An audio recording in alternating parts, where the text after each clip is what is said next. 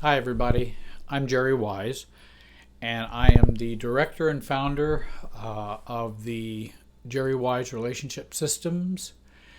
And I'm a marriage and family expert and a self coach. And this video is entitled How to Become the Real You in a Relationship. And there's some steps to doing some of that, what I've called what we call self-differentiation work. And I'd like to give you some of those steps today that might be of help to you in changing how you function in your relationship systems. Spouse, friends, work, coworkers, boss, family of origin, and how you can really begin to change you and how you function. I have clients often wanting guidance for how they can change their relationship with their family of origin and how they function in that family of origin and also with others. And here are some general steps to help you think through the process of becoming more self-differentiated in a relationship. Now, these don't represent the entire process. That would take more discussion than what I can do on this video, but at least it's a beginning to kind of give you a flavor of what you should be thinking about and what you could do, and maybe be some helps to you in making those changes. First of all, look at how you're functioning in the relationship currently. For example, a narcissistic mother moves close to her son and his wife and his child. The mother is intrusive, needy, self-absorbed, kind of controlling, maybe even demanding. And the functioning is mom is needy and controlling, and then the son complies out of fear of guilt or emotional reprisals, could even be financial reprisals. And this creates a conflict with his wife and his own functioning in the nuclear family, meaning his wife, his child, and him. Mom wants what she wants, and the son complies codependently. In other words, and the son must call and see mom several times a week and take his family over to see mom. Mom comes over for the weekends, and the wife is complaining about not having family time. Mom's kind of difficult to deal with. She's kind of unhappy with things, and it really causes a conflict and problem for the son and his family, while mom's getting what she wants and she needs. So we have to explore our functioning in the relationship and need to learn about how is this working? What's the pattern that's going on here? Second of all, explore and reflect on how you would like to function within this relationship with, say, a self-absorbed mother. Explore this as though nothing or no one matters to you at all. In other words, no one matters but you. Be very, very selfish or self-focused. Now, we're not teaching selfishness, but we're teaching self-awareness and better self-definition is what we want to learn. And pretend as though mom would be fine with it and your wife would be fine with it. Everybody would be fine with it. What do you want to do with your relationship with your mom, let's say? And for example, my ideal, and I'm going to pretend as though I'm the son, my ideal would be to call once per week and visit mom twice per month. And that would be if no one would be upset about anything. That's what I would like to do. And again, explore that apart from any other people's feelings or beliefs at this point, so you can define yourself, so you can begin to bring yourself to the relationship. You first have to know, what do you want? How do you want to function in this relationship? So that's a second step. A third step would be to discover and explore the downsides for the new you or implementing this plan. For example, if I stated to mom that I would like to change our frequency of contacts or set boundaries in some way, and set boundaries with mom, and choosing my wife or family over mom. which we always need to do. Once we leave home and we have a new established home, our new established home takes precedence over any family of origin. If it doesn't, then that's going to be what one author calls a love buster. In other words, if you don't choose your own family or choose your own wife over anyone else, then you're going to have trouble, and romantic love, the relationship, is going to begin to deteriorate. That's just a law of married life and family systems. Now, if you do those things, and if you decide, I'm going to press this plan and I'm going to implement it, mom will act and feel like a victim. She'll be needy. She'll probably guilt trip. There'll be nonverbals that will indicate she's unhappy, or she will get mad or stop helping us financially. Many of the downsides need to be examined, and we need to be very realistic and very self-defined about these downsides. Also, I will have to give up my fantasies of having an ideal mother who cares about me and accepts me and all my boundaries, which I've always wanted. Mom will also be sending, as a downside to this change, flying monkeys to me to change my mind or to complain to other siblings about my selfish behavior or my selfish choices. So she might bring the family to bear on the choices I want to make to self-differentiate. Fourthly, resolve, prepare, accept the downsides blocking you, which keep you in your current functioning, because it is these downsides that keeps us functioning poorly in the relationship and causing these problems. Resolve, plan, and accept the possible downsides and how you can live in spite of these downsides. Give up your fantasies, your naivety, and your hope for the ideal parent. Work to let go of the fantasies. For example, I'm not ready to give up my desire to have a mom who accepts and loves me in the way I've always wanted. We may need to use paradoxical acceptance to try to help us get connected with ourselves so we can begin to let go of that. Because if we don't, then we'll be stuck in, I want mom to be a certain way, in this example I'm using, and I hope for her to be the mom I've always wanted, but I don't want to give that up. And if I don't want to give that up, I'm going to stay codependent and seeking approval and acceptance from mom, and it will be very hard to set boundaries because we're still trying to change mom. We're not focusing on ourselves. This helps us to help us give up accepting how we think and feel, which is very important. We have to accept right where we're at right now. Work out financial arrangements so you don't need mom's money. Talk with siblings about your changes you're implementing with mom to head off triangles or flying monkeys. In other words, talking to siblings and say, hey, I'm going to be making a change, and if you hear complaints or whatever from mom, I just want you to know what that's about. And again, we're acting our age. Rather than our young, immature, little age that we have inside, we're going to act the mature age. I'm going to act like the 63-year-old Jerry, not the 15-year-old Jerry. And so a 63-year-old Jerry would go and talk to people, talk to mom, talk to the siblings in a calm, mature way.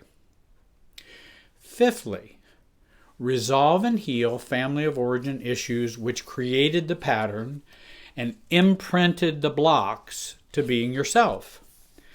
Deal with the pain of abandonment, rejection, trauma bond, all those things that happen when we've grown up in a dysfunctional family. And these create this enmeshment and the need for mom as a child in the first place that continues on into our adulthood. Resolve hurts, intergenerational intimidation, which is very common, fear, rejection, the illusions of love, control by guilt, and the loss of self-love that we grew up learning to not care about ourselves, not accepting ourselves, not realizing we're finite or limited in what we can do and what we want to do, because those things were not valued, let's say, when we were growing up. Well, that just continues on into adulthood. So it was survival for me when I was 10 years old, but it's not necessarily survival for me at 63 years old or 55 years old or 40 years old. We just believe it's survival for that. And so that continues on. And that's kind of the neurotic us. It's kind of what we've carried over from the past and we haven't resolved. And it keeps us codependent. It keeps us unable to self-differentiate. Sixthly, forgive yourself and be developmental with yourself.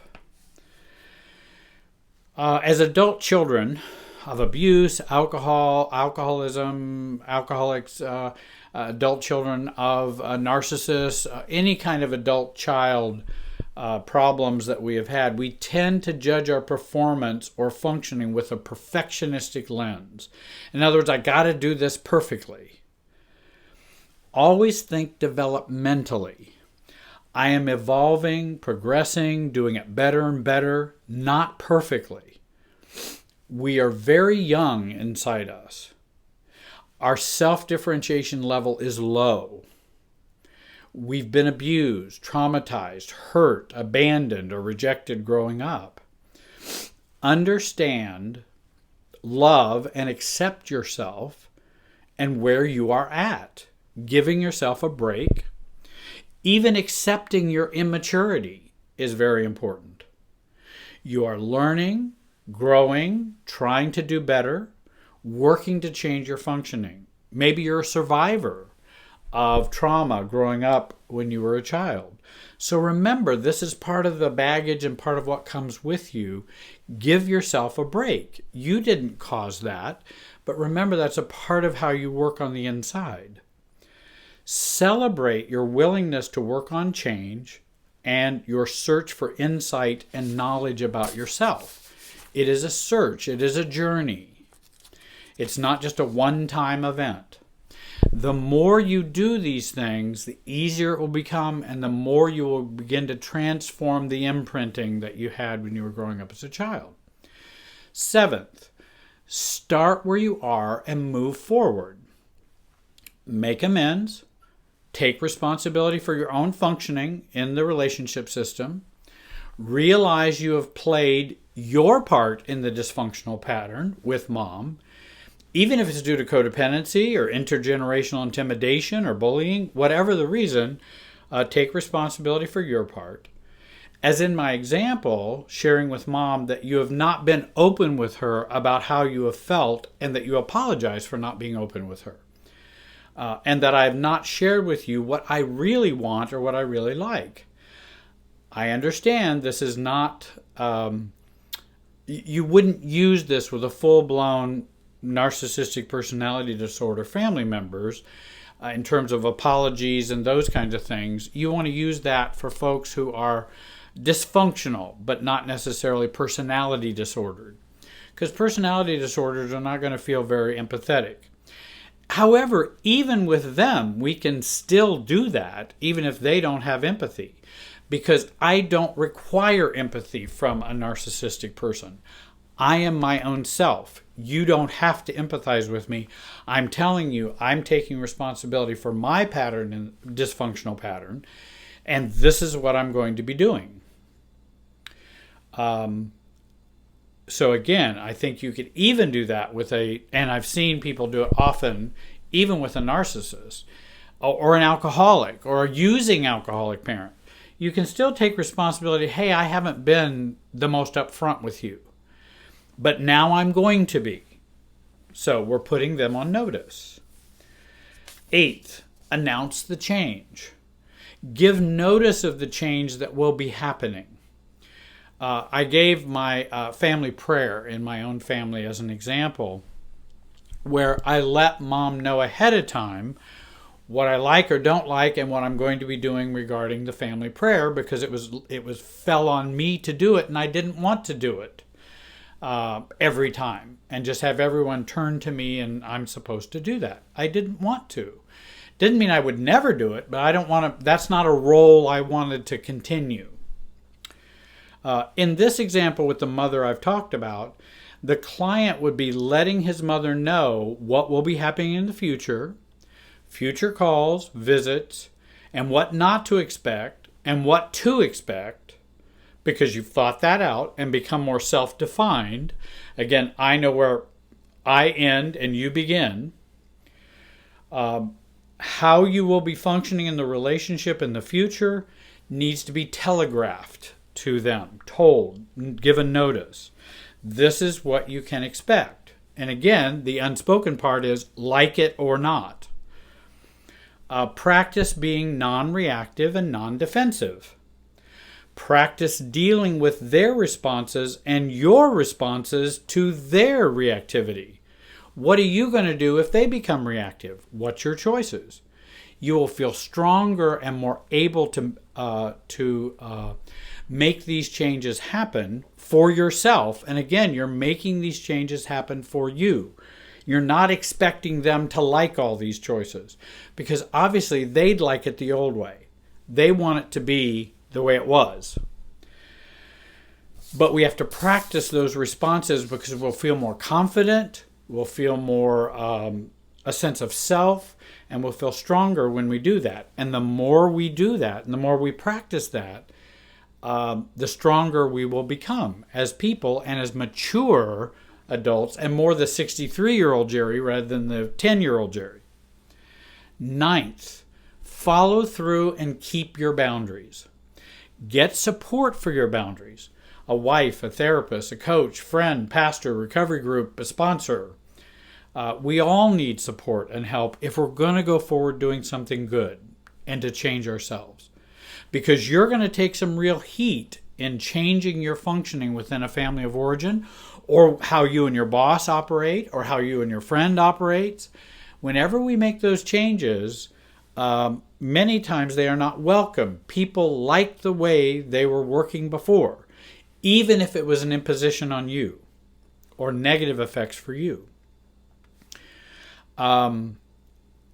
If you have some problems keeping your boundaries and you just can't do it, it takes practice and practice and practice, and it can be accomplished. If I can do it, anybody can do it.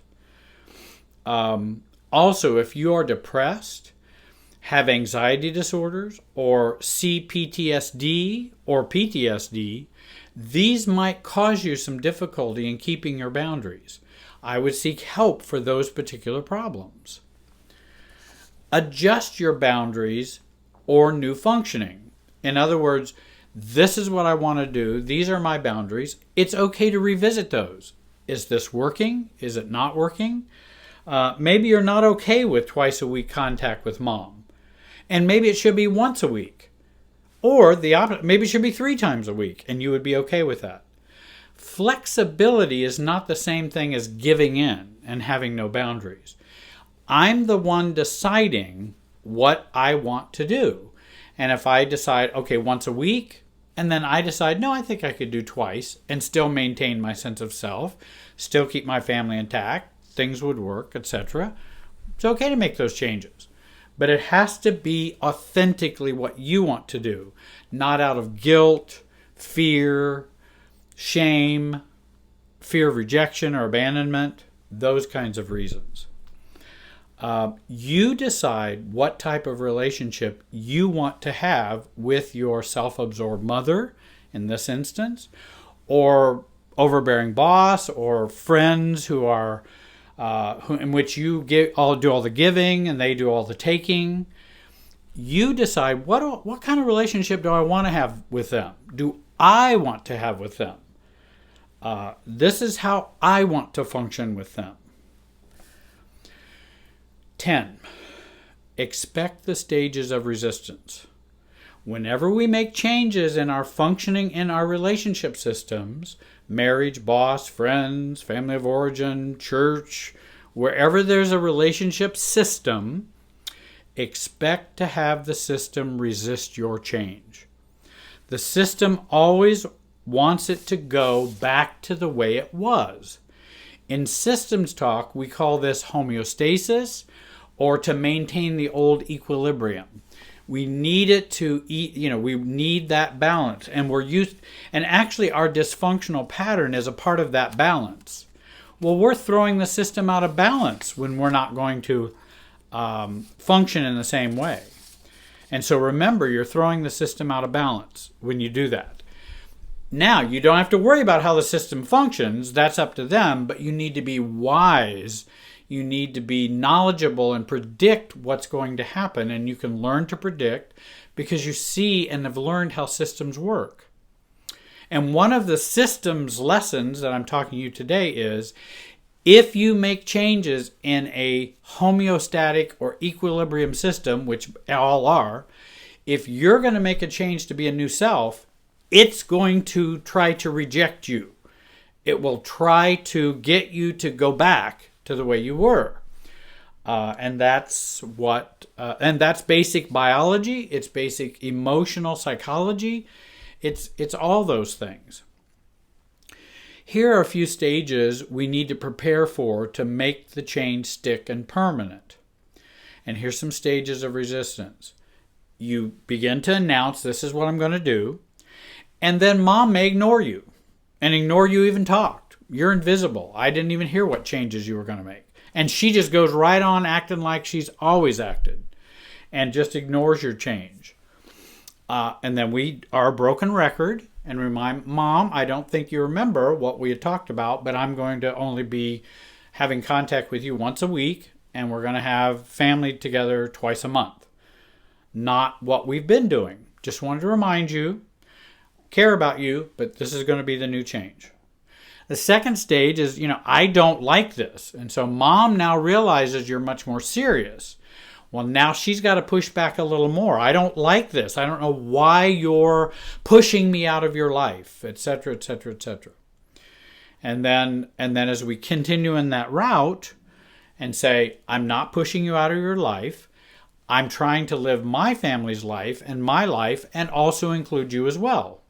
I'm not pushing you out. I am changing how we functioned. There are changes made there, and you need to have a life of your own, but this is the life I've got to live, and this is what I feel most comfortable doing. Then the next stage comes around. Stop this. You really need to stop making these changes. And then the recriminations can start to come out. Well, you're just being immature. You're being selfish. You're uncompassionate like you used to be. You used to be very compassionate. Now you're being, really, really uncompassionate. You're being uncaring, or you're not being a good Christian, or you're being disrespectful. You're not honoring your mother. And all kinds of recriminations can come out because you need to stop what you're doing. Because if a son really loved his mother, he'd let his mother do whatever and call all the time and come over all the time and have no boundaries at all. That's what a really good son would do in this example. No, that's not what a really good son would do. You have to deal with your guilt of her thinking you're not such a good son, but you realizing you are. It's just you need to live a life self-differentiated and taking care of your family. And then another stage is stop this or else. And again, that can be a very, very traumatic time and very difficult, and that's why we need support and practice. Mom then decides she's not going to help you financially. Mom tells everybody in the world how bad of a son you are. And what you're doing is so mean. And the other siblings are all being told by mom how you've been disrespectful and not caring and all those kinds of things. So it's really a stop this or else peak at the very climax of this resistance stages as it goes up. Now, the next stage is the most important if we can hang in there and stay self-differentiated. The last stage is a stage of some tolerance and acceptance. In other words, the anxiety comes down and it's like, I don't think we're going to be able to change you. Now, the family could, or mom could cut off from you. That could be a stop this or else. You're not cutting off from her. She's just cutting off from you. And I don't have to cut off from anyone. Someone else can cut off from me, but I have no control over that. I just have control whether I cut off or not. And at least if there's some health within the family or within mom, she then begins to, with uncomfortableness and with frustration, begins to accept the new you because it's not going to change. So she wants a relationship with you. This is the you she gets. They realize that you're not going to change, and they realize they can't change you back. So now they have to deal with the new you. And then, if you wonder what to do next, repeat all the steps again. Changing the way you function in a relationship system requires seeing how the system works and how you work within the system, zooming out so we don't zoom in so closely, zooming out and looking at patterns, looking at roles, looking at what's at stake for everyone. What do they lose? What do you lose? What do they win? What do you win? Because you can do a lot of predictive things based on those kinds of questions. Planning how you will choose to function in a new way using a good map, template, and systems analysis. That's very important for making these changes. Thirdly, being able to predict others' responses and resistance can give you leverage using systems thinking. And I'll give you a couple books you can read about learning more about systems thinking. Planning how you will respond to the new resistance and not get caught up in what we call the observational blindness of enmeshment and having them trigger your emotional field or your emotional unconscious, your limbic lizard brain. That's what we want to do, is avoid that observational blindness. So many people go into situations or relationships and try to change the system and change themselves while having all kinds of observational blindness. They're only going to be walking through a minefield and get blown up in so many different ways. What I'm talking about is to avoid the mines and the minefield. And I think it's possible to do that. Not that you can't avoid their reactions, but you can avoid the minefield that will blow you up and get you back into enmeshment, confusion, fogginess, not clarity, not self-defined, get you thrown right back into that situation that you had before. Fifth, borrow others' objectivity. Use a self-expert to help you. Borrowing others' objectivity because they're not caught in this web, they're not caught in this family system. So you can ask people, what do you think about mom calling me 8 times a week? We always have to see her every weekend. And then somebody goes, well, that doesn't seem like a very, that seems really intrusive. Excuse me. And way overbearing. I don't think I could do that. And now you're getting some, do you really think you want to do that with her? Well, no, I don't. And that's getting some objectivity from someone else. I loan my objectivity out to clients all the time because that helps them. Because the people I worked with and the therapists and the self-experts I worked with for years loaned me their objectivity. So I could begin to see. Get ongoing support groups, 12-step groups. Keep feeding your mind and emotions a systems approach and a systems perspective. Reading videos. I've got 150 videos out there that virtually all of them talking about a family systems approach, no matter what the topic is. You can read Jenny Brown, Growing Yourself Up, Brene Brown, Braving the Wilderness, Harriet Lerner's books, and Andrea Schara, Schara book on Mindful Compass. All of those are family systems books. There are other authors as well. Learn more about self-differentiation. Our goal is to A, have a calm level of self, B, and a mature calm level of self, B, reach a healthy level of relative objectivity and neutrality, which is non-reactivity, and then C, become a more responsible I. Who am I? Where do I end and others begin? How do I come to have a more well-defined Jerry? If you don't have a well-defined you, you're going to get caught up in the glue in the relationship. And so we start with a better defined us so we don't get caught up in the glue. I know this is just an introduction to changing the self in a relationship system. I have much more to share and could share more with you. I hope you will watch future videos for more information about self-differentiation in your relationships. I've got a number of videos out there on Jerry Wise Relationship Systems YouTube channel. Go take a look at those. I hope you'll subscribe to Jerry Wise Relationship Systems channel on YouTube and also the Facebook under the same name. If you want to be on our mailing list, contact me at www.jerrywiserelationshipsystems.com and we can put you on the mailing list. I'm going to be sending out some email blast to everyone so they can stay in contact. Contact me if you'd like to become a client or you need help with becoming the real you. And I might mention, be sure to write your email correctly on the form that's on the website. Because if you don't, then we can't contact you. And if you don't put your phone number, there's no way we can reach you. And if the email address is wrong, then you won't be getting the email. So please be sure to fill that out carefully.